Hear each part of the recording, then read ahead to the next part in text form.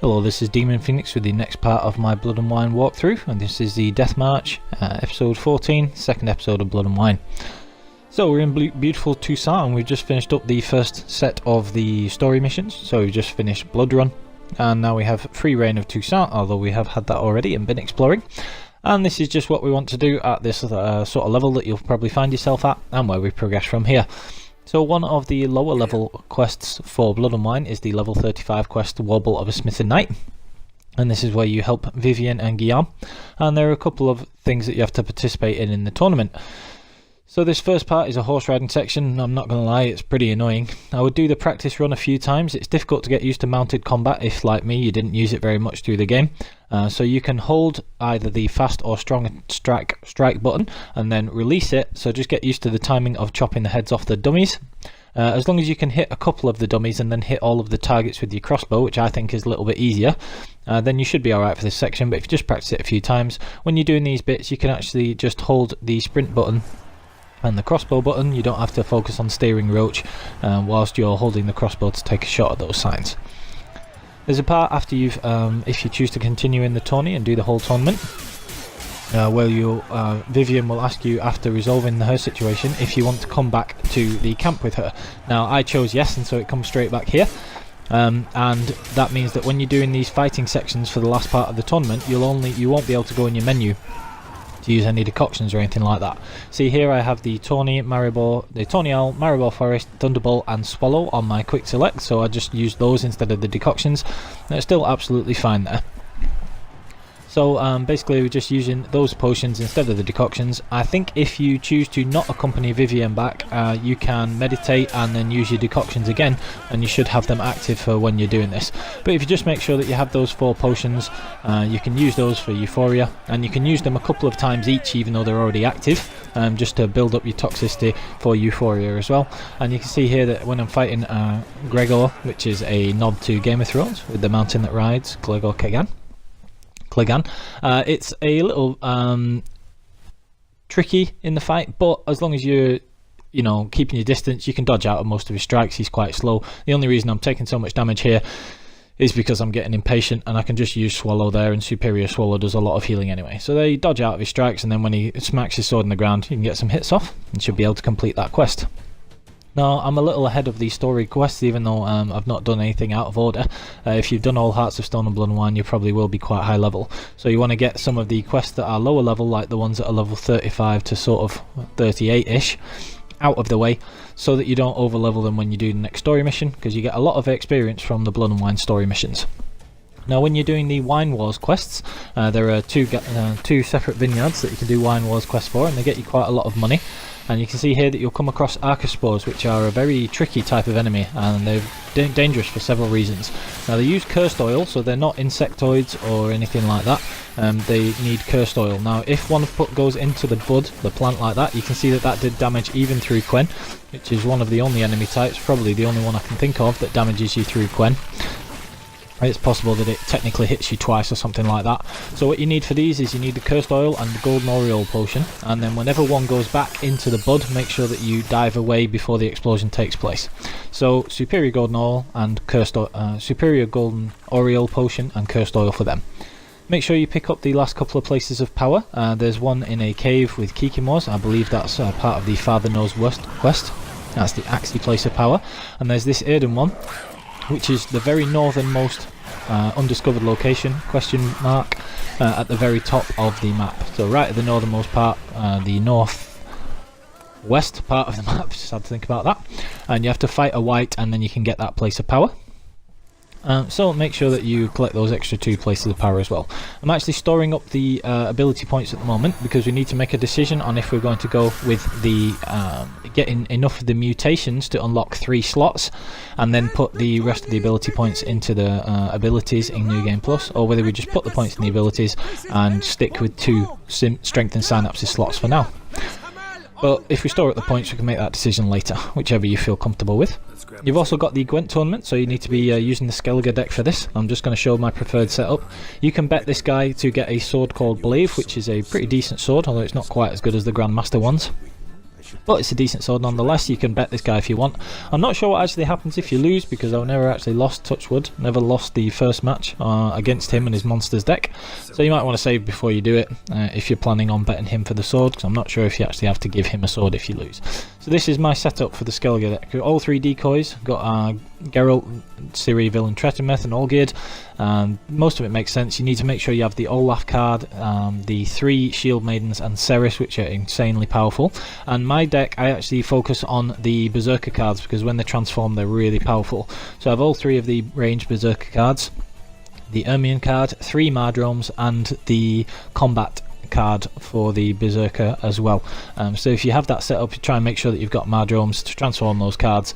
They're extremely powerful, and I just think it's a fun and unique way of playing the deck. Now when we start the actual La Cage aux Folles mission, I'm not sure if that's how you pronounce it, so please excuse me because I never took French, but you start this mission and you go to the cemetery where you meet in Regis, and you'll come across Kikimors. Now if you haven't come across Kikimors whilst roaming Toussaint, this will be the first time you face them. And that little underneath the buffs and everything that we normally have, you see a little red skull popped up, and Kikimors actually deal damage with toxicity, not poison. Now it's not a problem with this build that we've got, because we've got heightened tolerance, but Kikimor workers, they need insectoid oil, they're fairly easy to face. Just make sure you use your potions as early as possible in any fights with Kikimors, because once they inflict toxicity, you won't have any toxicity left to be able to use your potions.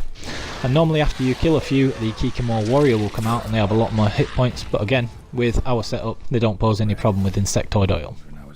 So you carry on La Cage aux Folles mission, and you head to this mansion where you have to try and find the Wight.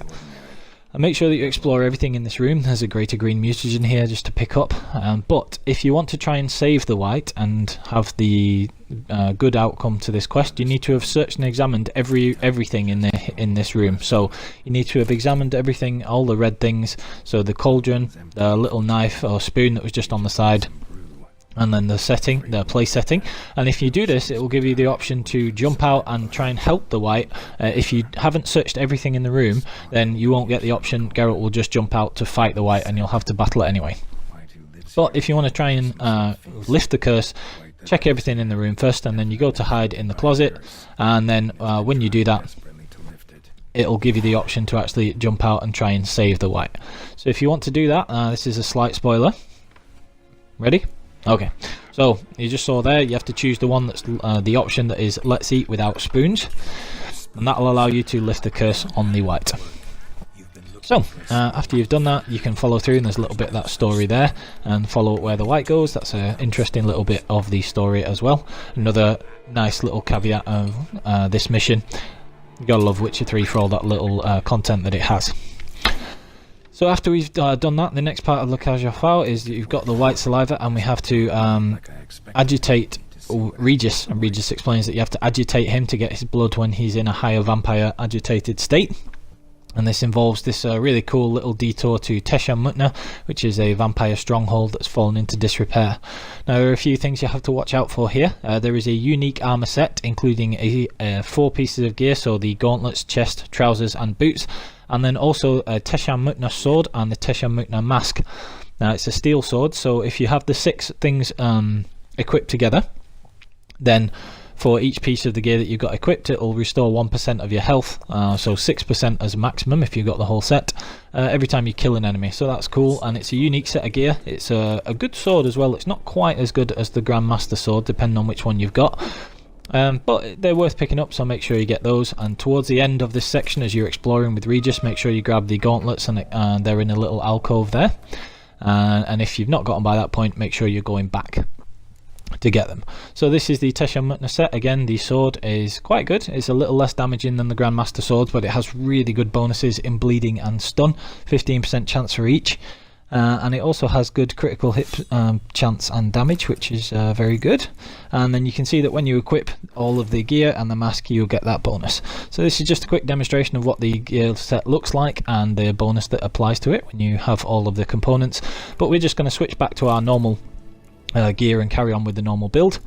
Make sure you pick that up because it's an interesting option. So the last part of finishing off this mission is Regis gets locked in the cage, which stops him from transforming and everything, from transforming into mist and escaping the cage, as is explained in the mission. And you have to battle a lot of necrophages and a few vampires. So when we're coming up to this next bit, I just stick with the superior necrophage oil, because whilst the ghouls are extremely easy, there are the higher types of the exploding enemies which are extremely difficult. If you get hit by one of those on deathmatch, it does a ton of damage, even if you do have your resistances and everything.